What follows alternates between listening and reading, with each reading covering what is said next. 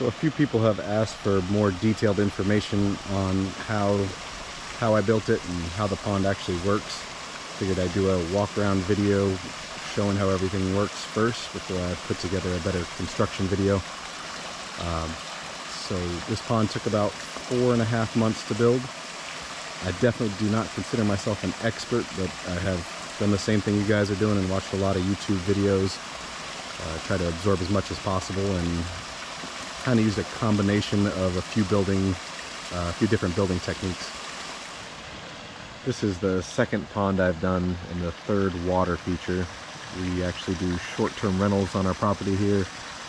We have 142 acres and 8-acre lake on the property.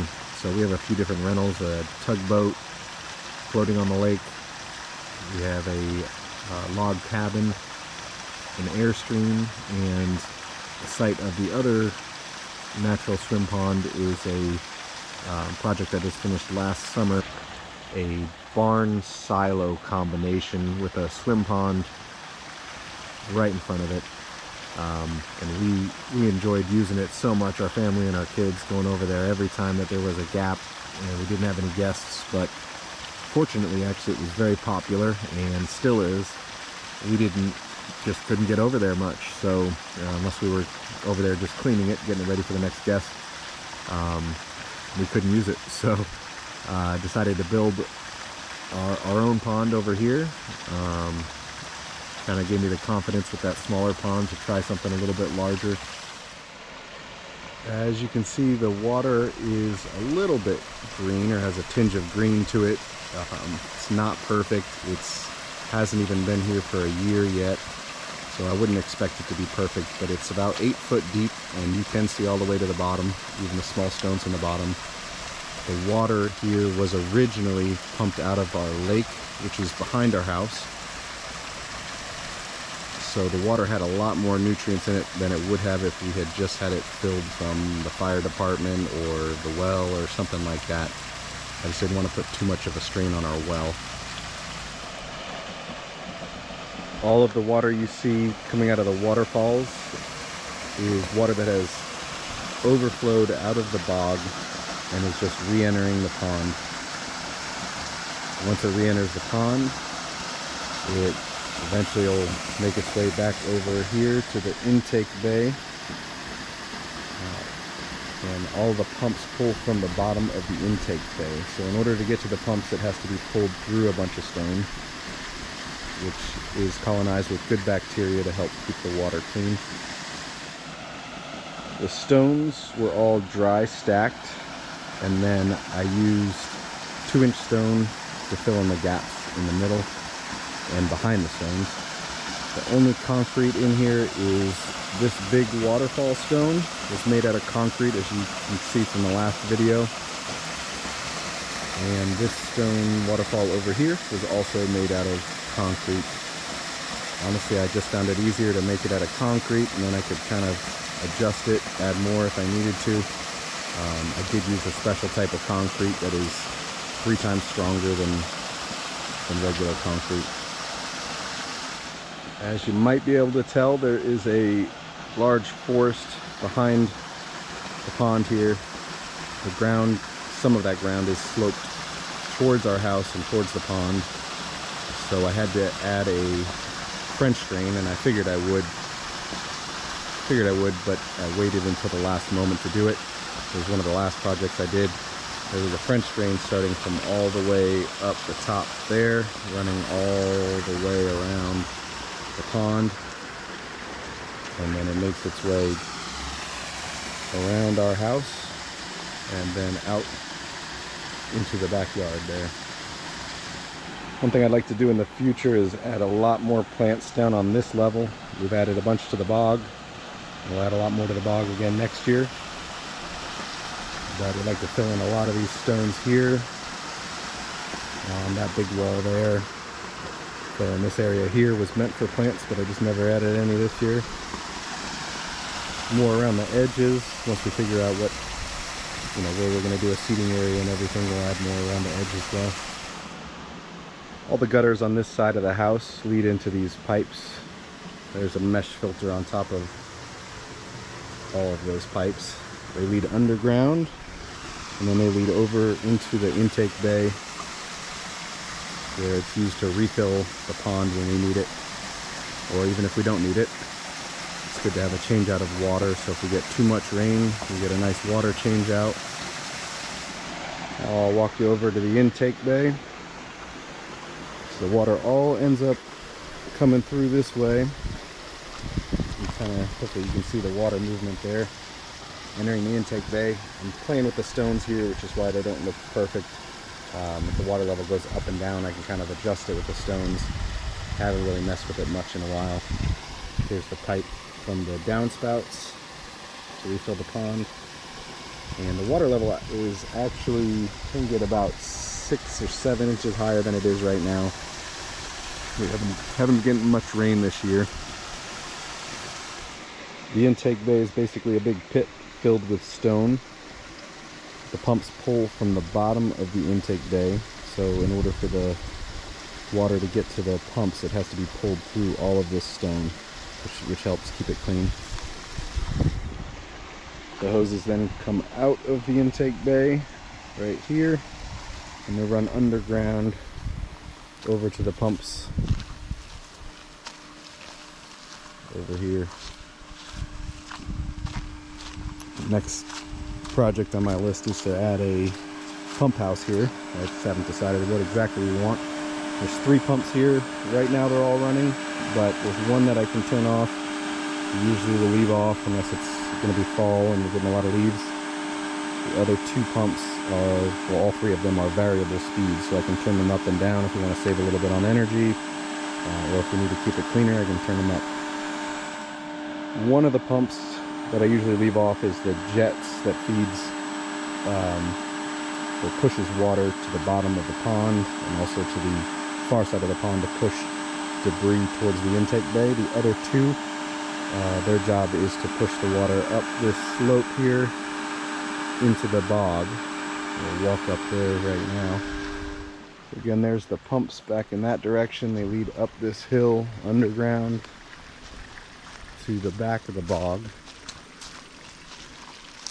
Small amount of water comes out of this little waterfall right here. I can shut that off if I want to, but the rest of it goes to the bottom of the bog and is forced up through the stone, which is basically what keeps the whole pond clean. As you can see, there's some algae up here. Again, this is the first year we've had this pond. I pick some of this algae out when I can. Other times it just sits here and grows. Hopefully in the coming years it'll be less and less of it, which will be less and less work for me. We'll add a lot more plants next year. This is pretty sparse actually. A lot of people have a lot more plants than this, but it gets expensive trying to fill a bog this size, so we'll try to get some of these to spread or duplicate some of them, or we'll just stick to less expensive plants for now. So the only access I have to the bottom of the bog is through these 2 lids right here. These are pickle barrels that I buried, and essentially they go all the way to the bottom of the bog, and I could drop a well pump down there someday if I need to clear out any debris at the bottom of the bog. But as the water comes up through the stone, it overflows this bog area and leads into one of 2 places, either this stream here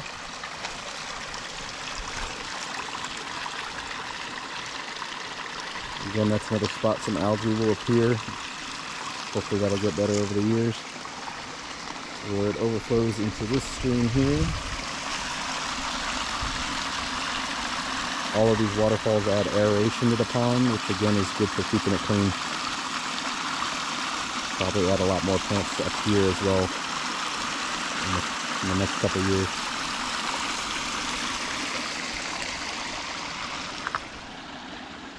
Here's one more view from up here. There's the bog, this stream, this waterfall. And again, this waterfall stone is one of the ones made out of concrete. It's strong enough to support my weight. There's metal reinforcement in there, and again, I used a much stronger concrete in there. It's the second time I've done a stone like that, and I made this one Probably 2 inches thicker than the last one. And this middle area here is covered in pond liner, so anything that lands there will make its way, as far as rain, would make its way back into the pond as well. I want to add some more plants in there someday. We just, again, haven't gotten around to that.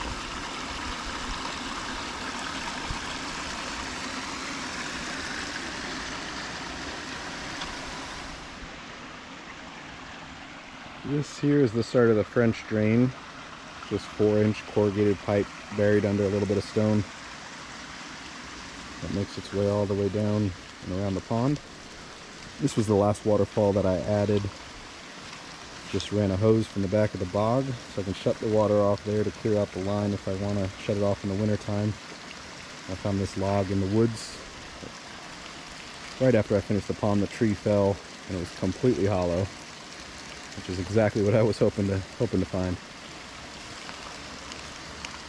At some point we'll add a plant over here to hide this pipe too. As you can see, there's a few spots, like right here, where the edge of the pond liner is visible. So I need to do a better job at some point going around and hiding that.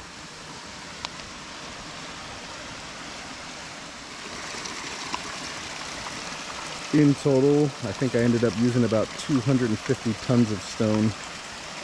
I do think if I had hired a professional to build this whole thing, obviously it would have been a lot more expensive, but I also think they would have not had to use as much stone as I had to. Kind of use the stone to cover up errors and mistakes I made, and just spend a little more money on the stone to hide things. And as you can see, the walls are terraced, which makes it easier to build. The tallest wall is right under that waterfall there. That's about 5 foot, and then it goes in 2 feet, up 2 feet, and then up again to the top of the water level. Again, if we get a good rain, the water level could go up another 5 or 6 inches. One thing I added that I didn't end up using on this pond was the aeration line. I ran aeration line all around the edges of the pond.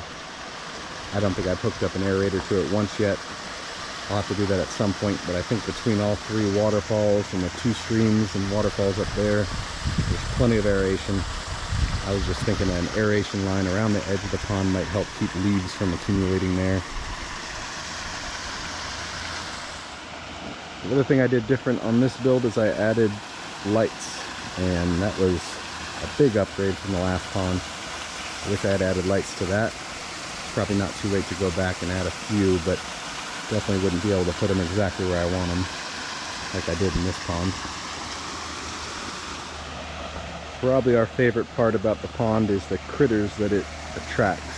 The only thing I've added in here is goldfish.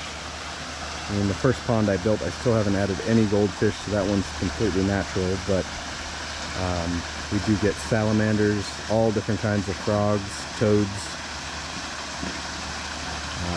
I was curious to see if these fish would eat too many of the tadpoles and we wouldn't get as many frogs, but so far there's still tons of frogs and toads. Probably because there's plenty of other places to lay eggs up there and up in the bog where the fish can't get to.